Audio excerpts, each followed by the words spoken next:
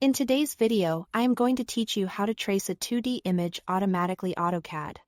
If you've ever needed to turn a picture or a logo into clean, editable line work without spending hours redrawing, this approach will save you time.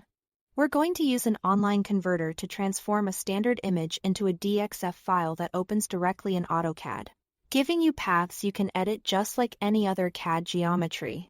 Start by opening Convertio in your web browser. It works right from the site, so here is nothing to install. On the main page, click Choose Files. Then select the 2D image you want to trace. Common formats like JPG and PNG work well. For the best results, pick a clear high-contrast image.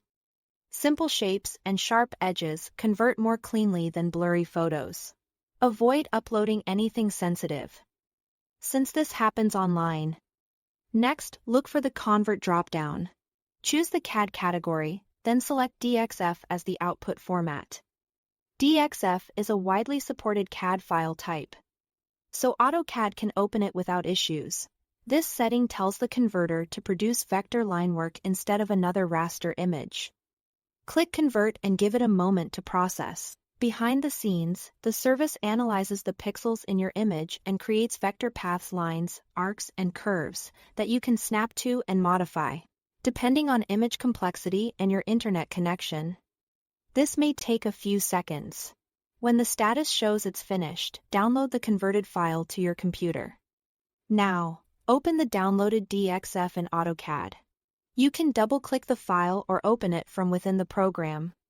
You'll see your image as traced vector geometry, because it was generated automatically. You may notice lots of small segments or splines where the image had fine detail. That's normal. The good news is you can edit it, select objects, change layers and colors, simplify curves, or tidy up stray pieces so it matches your needs.